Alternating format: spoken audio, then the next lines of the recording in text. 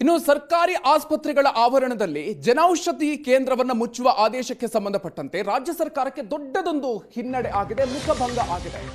ರಾಜ್ಯ ಸರ್ಕಾರದ ಈ ಆದೇಶವನ್ನ ಧಾರವಾಡ ಹೈಕೋರ್ಟ್ ಪೀಠ ಈಗ ರದ್ದುಗೊಳಿಸಿದೆ. ಮೇ 14ನೇ ತಾರೀಕು ಸರ್ಕಾರ ಹೊರಡಿಸಿದಂತಹ ಆದೇಶ ಇದು. ಇದನ್ನು ಈಗ ಹೈಕೋರ್ಟ್ ರದ್ದುಗೊಳಿಸಿದೆ. ಸರ್ಕಾರಿ ಆಸ್ಪತ್ರೆಯಲ್ಲಿ ಜನೌಷಧಿ ಕೇಂದ್ರವನ್ನ ಮುಚ್ಚೋದಕ್ಕೆ ಮುಂದಾಗಿದ್ದಂತಹ ಸರ್ಕಾರಕ್ಕೆ ಈ ಒಂದು ಆದೇಶದಿಂದ ದೊಡ್ಡ ಹಿನ್ನಡೆಯಾಗಿದೆ.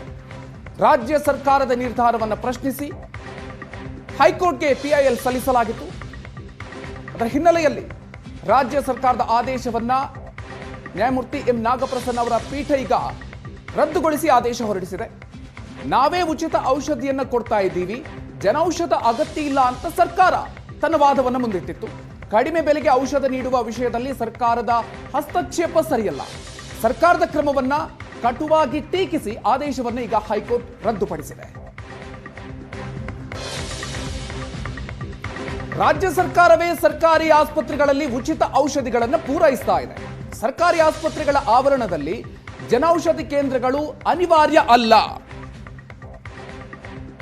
ಆಸ್ಪತ್ರೆಯ ಹೊರಗೆ ಜನೌಷಧ ಕಾರ್ಯವನ್ನು ನಿರ್ವಹಿಸಲಿ ಅಂತ ರಾಜ್ಯ ಸರ್ಕಾರ ತನ್ನ ವಾದವನ್ನು ಮುಂದಿಟ್ಟಿತ್ತು.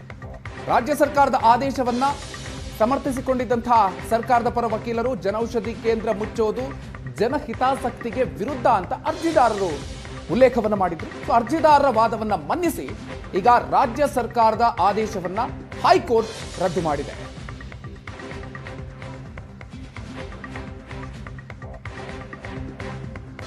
ಜನೌಷಧ ಕೇಂದ್ರವನ್ನು ಮುಚ್ಚುವಂತಹ ನಿರ್ಧಾರಕ್ಕೆ ಹೈಕೋರ್ಟ್ ತೀವ್ರ ಅಸಮಾಧಾನವನ್ನು ವ್ಯಕ್ತಪಡಿಸಿದೆ. ಸಾರ್ವಜನಿಕರ ಹಿತಾಸಕ್ತಿಯನ್ನು ಕಾಪಾಡುವುದು ಸರ್ಕಾರದ ಉದ್ದೇಶ ಆಗಬೇಕು. ಸುವರ್ಣ ನ್ಯೂಸ್ಗೆ ಧಾರವಾಡ ಹೈಕೋರ್ಟ್ ಪೀಠದ ಆದೇಶ ಪ್ರತಿ ಲಭ್ಯ ಆಗಿದೆ. ಸಾರ್ವಜನಿಕ ಹಿತಾಸಕ್ತಿ ಸರ್ಕಾರದ ಸ್ಲೋಗನ್ ಆಗಬಾರದು ಅಂತ ಹೈಕೋರ್ಟ್ ಹೇಳಿದೆ. ಸಾರ್ವಜನಿಕ ಹಿತಾಸಕ್ತಿ ವಿಷಯದಲ್ಲಿ ರಾಜಕೀಯ ಮಾಡೋದು ಸರಿಯಲ್ಲ ಅಂತ ಹೈಕೋರ್ಟ್ ಹೇಳಿರೋದು. ಸಂವಿಧಾನದ ಅಡಿಯಲ್ಲಿ ಜೀವಿಸುವ ಹಕ್ಕನ್ನ ಉಲ್ಲಂಘಿಸುತ್ತೆ ಇದು ಅಂತ ಹೈಕೋರ್ಟ್ ಪೀಠ ಸ್ಪಷ್ಟವಾಗಿ ಉಲ್ಲೇಖಿಸಿದೆ. ಹೆಚ್ಚಿನ ಡೀಟೇಲ್ಸ್ ಕೊಡ್ತಾರೆ ನಮ್ಮ ಪ್ರತಿನಿಧಿ ರಮೇಶ್. ಇದೀಗ ನಮ್ಮ ಜೊತೆಗೆ ದೂರವಾಣಿ ಸಂಪರ್ಕದಲ್ಲಿದ್ದಾರೆ. ರಮೇಶ್, ರಾಜ್ಯ ಸರ್ಕಾರ ಮಾಡಿದಂತಹ ಆದೇಶವನ್ನ ಹೈಕೋರ್ಟ್ ರದ್ದು ಮಾಡಿರೋದು ಸರ್ಕಾರಕ್ಕೆ ಇದು ದೊಡ್ಡ ಮುಖಭಂಗ. ಈ ಆದೇಶದಲ್ಲಿ ಹೈಕೋರ್ಟ್ ನೀಡಿರುವಂತಹ ಆದೇಶದಲ್ಲಿ ಏನೆಲ್ಲ ಅಂಶಗಳು ಉಲ್ಲೇಖ ಆಗಿದೆ?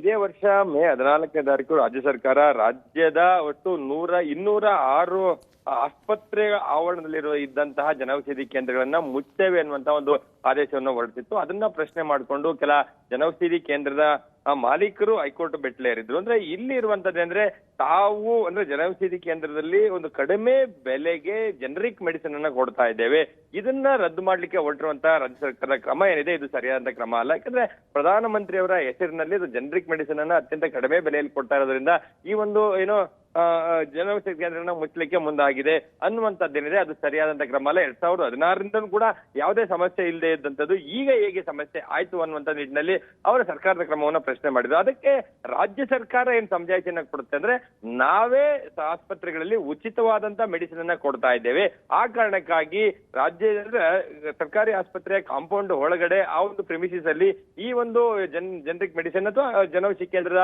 ಕೇಂದ್ರಗಳು ಅಗತ್ಯ ಇಲ್ಲ, ಹಾಗಾಗಿ ಅದನ್ನ ನಾವು ಕ್ಲೋಸ್ ಮಾಡ್ತಾ ಇದ್ವಿ, ಅದು ನಮ್ಮ ಸುಪದ್ರೆಯಲ್ಲಿದ್ದದ್ದು ಅನ್ನುವಂಥದ್ದನ್ನ ಏನು ವಾದವನ್ನು ಮಾಡ್ಲಿಕ್ಕೆ ಮುಂದಾಗಿದ್ರು. ಆದ್ರೆ ರಾಜ್ಯ ಸರ್ಕಾರ ಕೊಟ್ಟಿರುವಂತದ್ದು ಬಡ ರೋಗಿಗಳಿಗೆ ಉಚಿತ ಅಥವಾ ಕಡಿಮೆ ಬೆಲೆಯಲ್ಲಿ ಕೊಡ್ತಾ ಇದೆ. ಅದೇ ಉದ್ದೇಶವನ್ನು ಇಟ್ಟುಕೊಂಡೇ ಈ ಒಂದು ಜನೌಷಧಿ ಕೇಂದ್ರದಲ್ಲಿ ಕೂಡ ಆಗಿರುವಂತದ್ದು. ಹಾಗಾಗಿ ಈ ರೀತಿಯಾದಂತಹ ಆದೇಶ ಮಾಡುವಂತದ್ದು ಸರಿಯಲ್ಲ. ಅದರಲ್ಲಿ ಪ್ರಮುಖವಾಗಿ ಸಾರ್ವಜನಿಕ ಹಿತಾಸಕ್ತಿ ಸರ್ಕಾರದ ಉದ್ದೇಶ ಆಗಬೇಕೇ ಹೊರತು ಅದೊಂದು ಸ್ಲೋಗನ್ ಆಗಿ ಉಳಿಬಾರದು ಅನ್ನುವಂಥದ್ದು. ಮತ್ತೆ ರಾಜಕೀಯದಲ್ಲಿ ಸಾರ್ವಜನಿಕ ಹಿತಾಸಕ್ತಿ ಇರಬೇಕೇ ಹೊರತು ಅಥವಾ ಅದರಲ್ಲಿ ಈ ರೀತಿಯಾದಂತಹ ಒಂದು ರಾಜಕೀಯ ಮಾಡುವಂತದ್ದು ಸರಿಯಾದಂತ ಕ್ರಮ ಅಲ್ಲ. ಸಾರ್ವಜನಿಕ ಹಿತಾಸಕ್ತಿಯಲ್ಲಿ ರಾಜಕೀಯ ಮಾಡಬಾರದು ಅನ್ನುವಂಥ ನಿಟ್ಟಿನಲ್ಲಿ ಒಂದಿಷ್ಟು ಅಬ್ಸರ್ವೇಷನ್ ಅನ್ನ ಕೂಡ ಹೇಳಿರುವಂತದ್ದು.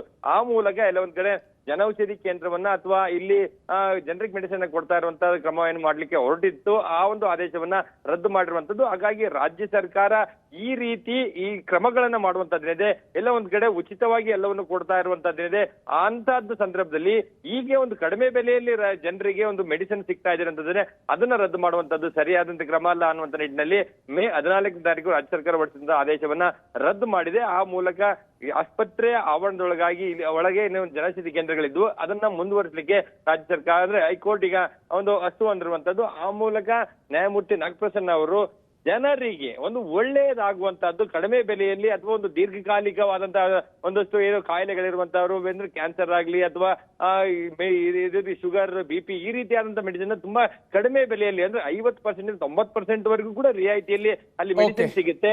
ಅಂತಹದ್ದಕ್ಕೆ ಸಿಗುವಂತದ್ದಕ್ಕೆ ನೀವು ಅದನ್ನ ಕ್ಲೋಸ್ ಮಾಡುವಂತದ್ದು ಕ್ರಮ ಅಲ್ಲ ಅನ್ನುವಂತ ನಿಟ್ಟಿನಲ್ಲಿ ರಾಜ್ಯ ಸರ್ಕಾರಕ್ಕೆ ಒಂದು ಚಾಟಿಯನ್ನು ಬೀಸುವ ಮೂಲಕ ರಾಜ್ಯ ಸರ್ಕಾರ ಆದೇಶವನ್ನು ರದ್ದು ಮಾಡಿ ಈಗ ಆದೇಶವನ್ನು ಮಾಡಿದೆ. ಈ ಮೂಲಕ ರಾಜ್ಯ ಸರ್ಕಾರ ಒಂದು ದೊಡ್ಡ ಮಟ್ಟದ ಹಿನ್ನಡೆ ಅಂತ ಹೇಳಿದ್ರು ಕೂಡ ತಪ್ಪಾಗ್ಲಿಕ್ಕಿಲ್ಲ. Madhukar. Okay, thank you Ramesh ಡೀಟೇಲ್ಸ್ಗೆ.